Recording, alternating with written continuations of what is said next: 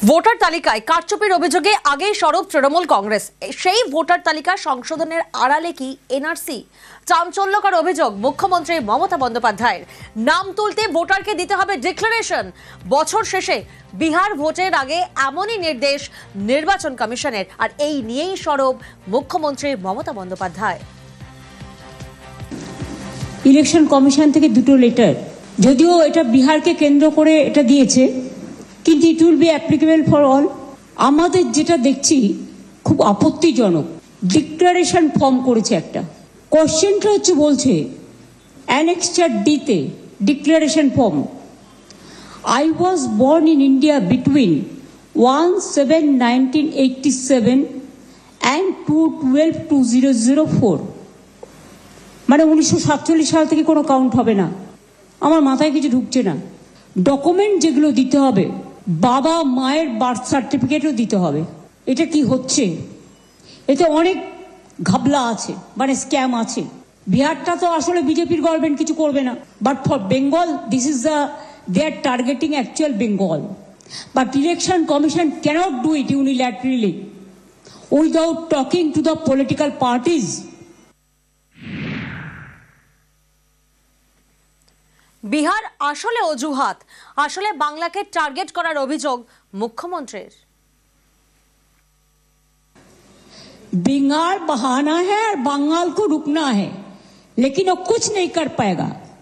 रुकावट अगर खेद है तो रोशनी बारकर छीनना है, ये बंगाल का वादा है।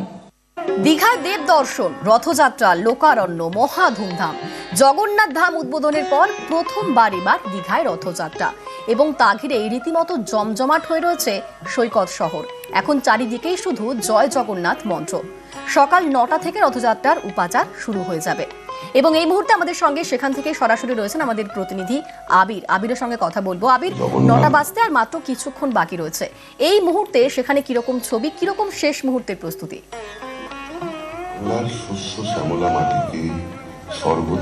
দেখো, সকাল 8:30টার সময় জগন্নাথ, বলরাম এবং সুভদ্রাকে মন্দিরের যে গর্ভগৃহ, সেখানে তাদেরকে 56 ভোগ নিবেদন করা হবে।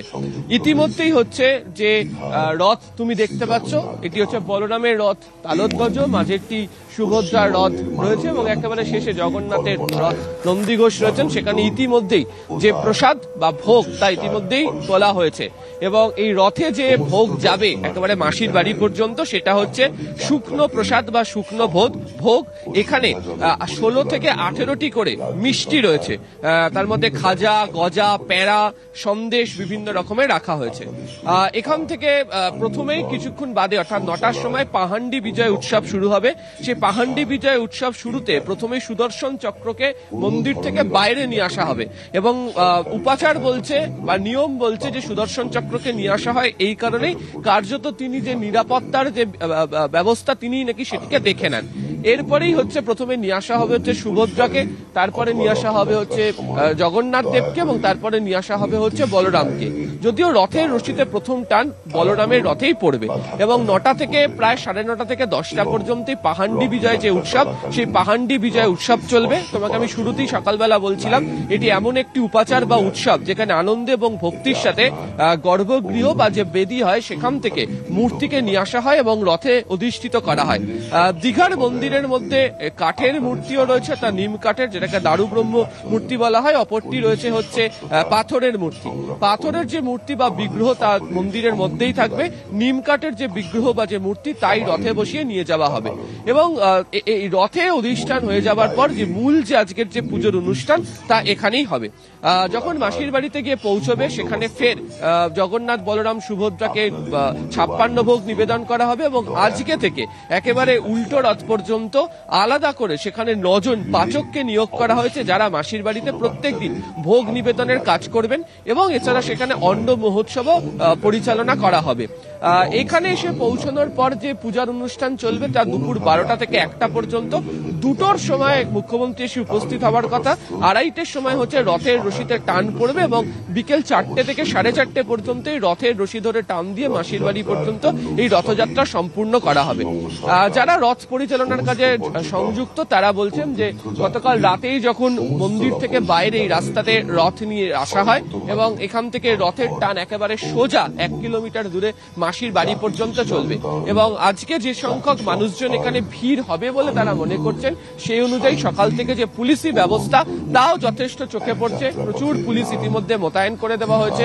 রাজ্য পুলিশের একাধিক শীর্ষ আধিকারিক তারা নিজেরা ইতিমধ্যে উপস্থিত হয়ে গিয়েছেন এবং তুমি জানো যে ক্রাউড কন্ট্রোল ম্যানেজমেন্টের যে বৈঠক গতকালকেই মুখ্যমন্ত্রী মমতা বন্দ্যোপাধ্যায় তিনি করে ফেলেছেন। এখন এই পুজো উপাচারের পাড়া এবং দীঘাতে প্রথমবার এই বৃহৎ আকারে যে রথযাত্রার যে উৎসব সেই রথের রশিতে টান দেওয়া হবে দুপুর 2:30টার সময়। অনিন্দিতা, বেশ, আপাতত ধন্যবাদ তোমাকে আবির। ইতিমধ্যেই দীঘাতে জয় জগন্নাথ মন্দিরের মন্ত্রে জমজমাট হয়ে উঠেছে সৈকত শহর। রথযাত্রা মহাধুম। জগন্নাথ মন্দির উদ্বোধনের পর এবার প্রথমবার রথ উৎসবে রঙিন সৈকত শহর।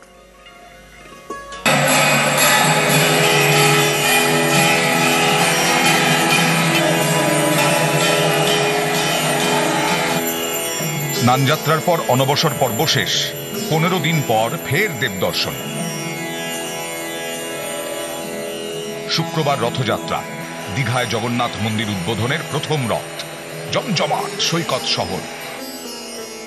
পুরী জগন্নাথ একরকম অসাধারণ, এখানেরটা আরো অসাধারণ। জগন্নাথ টেনেছে বলে আমরা 1 ঘন্টায় রেডি হয়ে দীঘায় এসেছি। খুব ভালো লাগলো, এসে খুব সুন্দর। রথের আগে থেকে দীঘায় ভিড়ে ভিড়। মন্দিরে বিদেশি ভক্তদের কীর্তন।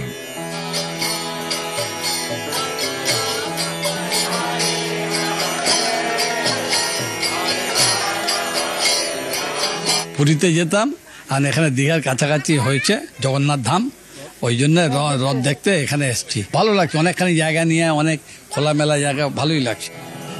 এদিন সকাল 6টায় দীঘায় জগন্নাথ মন্দিরের দরজা খুলে, তারপর স্নান, মঙ্গল আরতি, এরপর নেত্র উৎসব।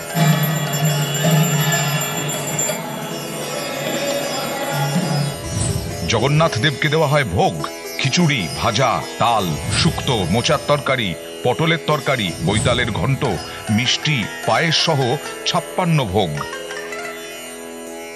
শুক্রবার সকাল 9টা থেকে পুজো শুরু হবে। দুপুর 2টো থেকে 2:30টে আরতি। 2:30টে রথের রশিতে টান। রথে থাকবে নিমকাঠের তৈরি মূর্তি। পাথরের মূর্তি থাকবে জগন্নাথ মন্দিরে। দর্শনার্থীরা ব্যারিকেডের দুধারে থাকবেন। জায়ান্ট স্ক্রিনেও রথযাত্রা দেখা যাবে। এছাড়াও রাখা হয়েছে খাবার জলের ব্যবস্থা। আমরা সবাই প্রস্তুত হচ্ছে যে ভগবানের রথযাত্রা খুব ভালোভাবে কেটে যায়। সকালে 10টা দিকে পায়ন্ডি বিজয় হবে। ভগবানকে জনকে আমরা নিয়ে যাব, রথে বসানো হবে। আজকে রাত্রি বেলায় 3টে রথ আমরা রাজপথে 9টা পরে প্লেস করে দেব। জগন্নাথ দেবের রথের নাম নন্দী ঘোষ, বলরামের রথের নাম তাল ধ্বজ এবং সুভদ্রার রথের নাম দর্পদলন। জগন্নাথের রথে 16টি চাকা রয়েছে। রথের রং লাল ও হলুদ। বলরামের রথে 14টি চাকা, রথের রং লাল ও সবুজ। সুভদ্রার রথে 12টি চাকা রয়েছে, এই রথের রং লাল ও কালো। জগন্নাথের রথের সারথি দারুকা। এই রথটি টানার দড়ির নাম শঙ্খচূড়া। দীঘায় তৈরি রথ এখন রশিতে টানের অপেক্ষা।